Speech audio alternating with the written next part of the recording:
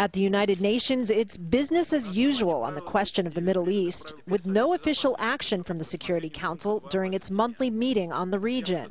But delegation after delegation expressed growing frustration over its inability to take a stand on everything from illegal Israeli settlement expansion to the Palestinians' application for UN membership. Israel's continuing announcements to accelerate the construction of settlements in the occupied Palestinian territories, including East Jerusalem, send a devastating message. Maybe our friends in Israel need from time to time to get a gentle prod from the international community, including the Security Council. So it is a very frustrating exercise that on the Palestinian-Israeli issue, we cannot do anything. Hundreds of Palestinian men queuing at an Israeli checkpoint, practically climbing over each other in the hope of getting a day's wage, working as labourers in Jewish settlements. For men like Abdel Salam Alani, it is good, well-paid work. But this issue is at the heart of the stalled peace process. And the irony that these are Palestinian labourers helping to build illegal Jewish homes on occupied land isn't lost on Abdel Salam. But he says there is no comparative work in the Palestinian economy.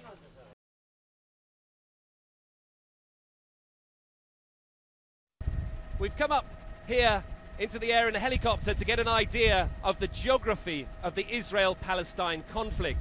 And below me here I can actually see what the Palestinians call the dividing wall and what the Israelis call the security barrier. And on the hill behind me here you can see the settlement of Alfei Menashe.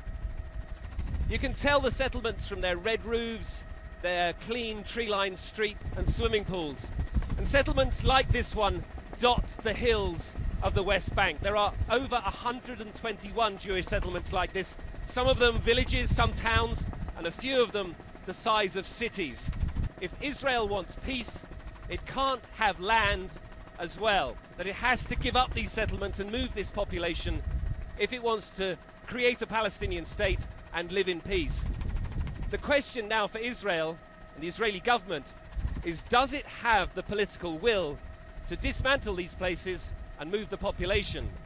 Jerusalem, it's not settlements, it's neighborhoods. It's Jews and Arabs that live in a city, in a vibrant and successful city, and that's the way it should maintain.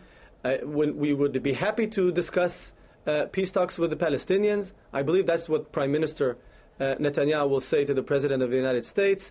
Never before it was an obstacle, it shouldn't be this time. And whoever wants this on the map, and this is becoming an obstacle itself. So take it off the negotiation table. Well, it's not going to go off the negotiating table. As you know, the United Nations, Europe, and indeed America have said that they want to see you and Prime Minister Netanyahu call a freeze, at the very least, on settlements. You're saying there is a definite no to that? There is a difference between the West Bank and Jerusalem. Are you saying there's a no to that? Yes, we're saying no to that.